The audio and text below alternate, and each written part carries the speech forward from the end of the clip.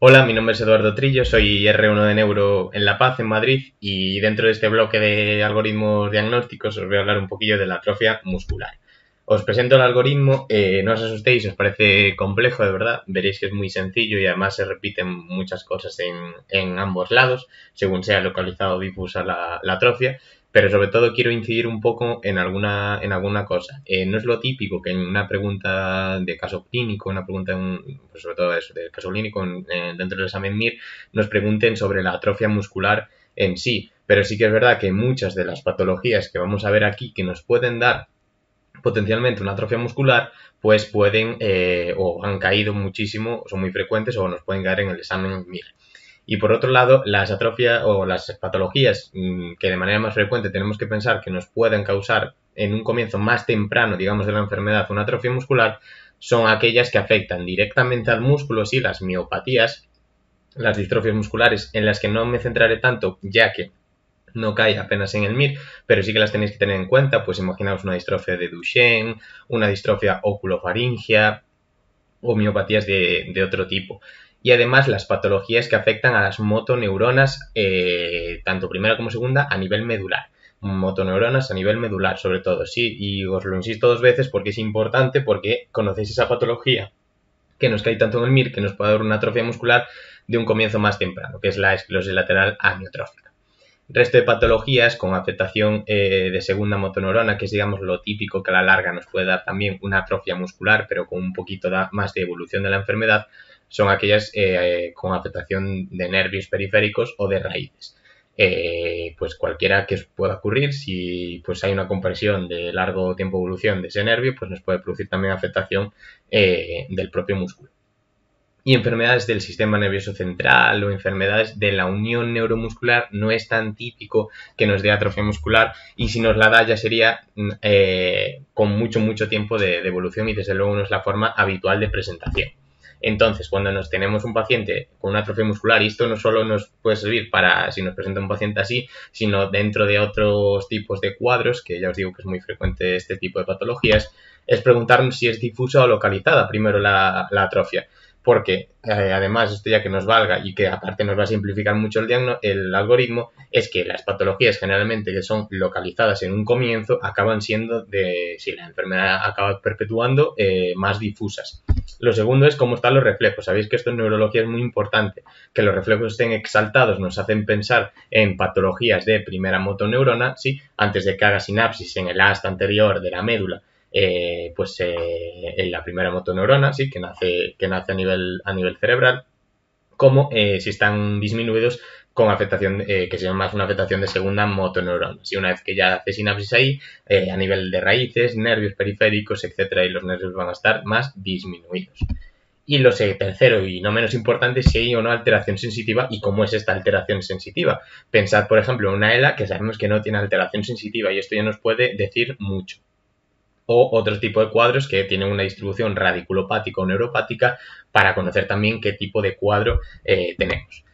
Empezamos con el algoritmo. Entonces, fijaos que si tenemos una atrofia localizada y los reflejos están disminuidos, ya tenemos que pensar directamente en patologías de nervios periféricos o de raíces o de músculos, ¿sí? O patologías ya musculares propiamente. Ya os digo que no voy a entrar tanto en estas. Fijaos que aquellas que no tienen afectación sensitiva son patologías más musculares o patologías más congénitas, con afectación también de ciertas motoneuronas. Bueno, son patologías más raras que nos pueden dar una afectación muscular, con atrofia muscular más desde el comienzo de la enfermedad, puramente muscular, sin afectación sensitiva, y que en un comienzo pueden ser localizadas, pero a la evolución pueden ser difusas, o algunos que se autolimitan de manera localizada. Pues por ejemplo, una distrofia oculofaringia pues tendrá afectación muscular, ocular y faringia.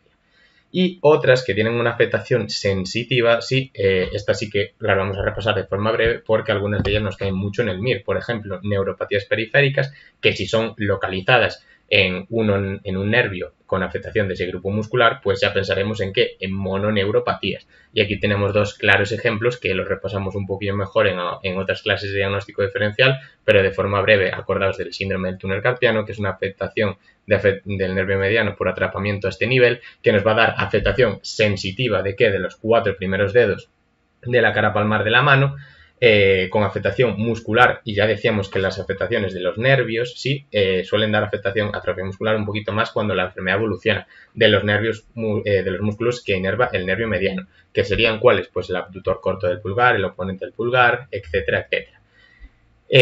Otra afectación característica, sí, en el caso del nervio cubital, pues serían afectación sensitiva del cuarto y quinto dedo, de la cara palmar también, y afectación de los músculos interóseos, sí, con esa mano en garra característica. En el caso de las raíces, que también es una afectación de segunda motoneurona, pues la causa o de las causas más típicas que nos preguntan en el MIR son las hernias discales. La más frecuente a nivel del MIR y a nivel general es L5-S1. Sabéis que se afecta la raíz S1, que tenemos una afectación sensitiva a este nivel posterior y que llega hasta la cara externa así del pie. Y además tenemos afectación pues de los músculos que va cogiendo, digamos, esa raíz S1. Típicamente, ¿qué es lo que le pasa al paciente? Que no puede ponerse de puntillas, no puede realizar la flexión plantar y además los reflejos aquilios están abolidos. Acordaos que si tiene una afectación L4-L5 se afecta L5, en el caso de la afectación sensitiva será más anterior y en el caso de la afectación motora pues no podrá ponerse de talones. Bien. Nos vamos al otro caso, en el caso de que siga siendo localizada la atrofia, pero los reflejos estén exaltados, pues aquí ya pensaremos lo que os decía antes. Afectación o de primera motoneurona, lo típico que puede ser una afectación por esclerosis múltiple, que ya os digo que es muy raro que las afectaciones del sistema nervioso central o de primera motoneurona puras nos den atrofia muscular. Sabéis que os da más espasticidad, pero sí que da que a la larga, con la evolución de la enfermedad, ya con muchos años, pues sí que nos puede dar atrofia, aunque no es lo típico que tengamos que pensar. Pero bueno, os lo incluyo aquí porque son muy frecuentes en el MIR estas patologías.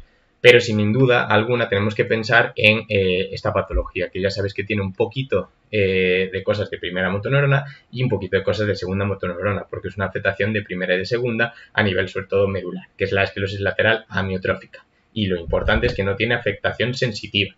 Sabemos que, y también por eso lo pongo en el caso, en el otro bloque de afectación difusa, que comienza de forma localizada, de forma asimétrica, generalmente en porciones distales de la mano, con fasciculaciones, que es una característica de segunda motoneurona, sí, son esos saltitos de los músculos, con atrofia, que también es más típico, como hemos dicho, de segunda motoneurona, atrofia a nivel de la eminencia tenar, de la tabaquera anatómica, de los interóseos. Cuando ya se va aumentando la enfermedad, pues ya tenemos una atrofia más generalizada, más simétrica, aunque aquí si os fijáis sigue siendo bastante asimétrica, pero bueno. Lo importante es que se va generalizando, que acaba dando afección respiratoria, que no hay afectación sensitiva y que hay formas, como aquí hemos descrito, que pueden ser más vulvares, es decir, una sintomatología más del bulbo. Por lo tanto, que tendremos atrofia lingual, afectación a nivel pues, del hipogloso, ¿sí? Por eso tenemos esa atrofia lingual, esas fasciculaciones linguales, disfagia, ¿sí? Por el glosofaringio, etcétera, etcétera, ¿sí? También disfonía, bueno. Y un peor pronóstico, o sea, es una enfermedad con muy mal pronóstico, cuyo diagnóstico es un poco pues por prueba de imagen. En la resonancia pues podemos ver hiperintensidades a nivel de la vía piramidal, sí, de esa cápsula interna, porque sabéis que es una afectación de primera y segunda motoneurona, porque los reflejos están exaltados por esa afectación de primera, pero también tenemos lo que os decíamos antes, fasciculaciones, etcétera, cosas de segunda. Y además en el electromiograma, en el electroneurograma, el patrón es neuropático, porque hay una afectación de motoneuronas. Bien. De forma más difusa, pues fijaos que prácticamente todas las patologías que os pongo es un poco similar. En el caso de las enfermedades pues más puramente del músculo, que ya comienzan de una forma más rápida, con afectación más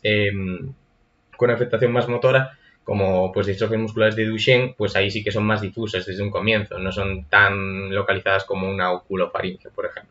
Pero sin embargo hay una patología que aquí menciono, que es el síndrome de Guillain-Barré, que sí que tiene una afectación más difusa, una atrofia muscular, o nos puede dar una afectación, digamos, muscular más difusa desde un primer comienzo. Sabéis que es una polirradiculoneuropatía. Por lo tanto, vamos a tener afectación múltiple, simétrica de nervios y raíces. Sabéis que las polineuropatías típicamente, aparte de ser simétricas, pues comienzan a nivel distal. En este caso comienza con una afectación muscular, sí, que de los nervios, sobre todo musculares, aunque también tenemos parestesis en manos y pies, podemos tener afectación sensitiva, como os he puesto en el algoritmo, y que, a diferencia del botulismo, que si os acordáis es descendente, en este caso el Guillain-Barré, la afectación muscular asciende, empieza en los pies y como vuestras netas, va ascendiendo de forma simétrica y rápidamente progresiva.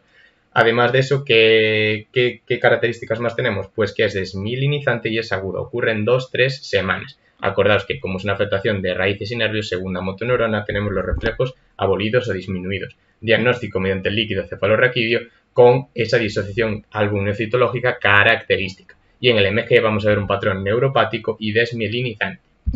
Bien, quizás la causa más frecuente de una atrofia muscular pues sea esta, sea que tengamos una afectación difusa en pacientes más ancianitos, sin ninguna enfermedad neurológica propiamente que nos pueda alterar los reflejos, y enfermedades pues más sistémicas como insuficiencias cardíacas muy pasadas, cánceres metastásicos, tuberculosis, síndromes constitucionales, encamamientos muy prolongados, atrofias por disusos. Todas estas cosas pues no nos van a dar alteraciones de los reflejos, pero seguramente es la causa más frecuente y por lo que más veamos a un paciente con atrofia, con caquexia generalizada. Y por otro lado, los reflejos hiperactivos, los reflejos exaltados, vemos que las patologías son las mismas que en este caso, pero que, bueno, pues generalmente hayan evolucionado más en el tiempo. Eso es todo, os dejo ahí mi correo para cualquier duda que tengáis y muchas gracias y mucho ánimo.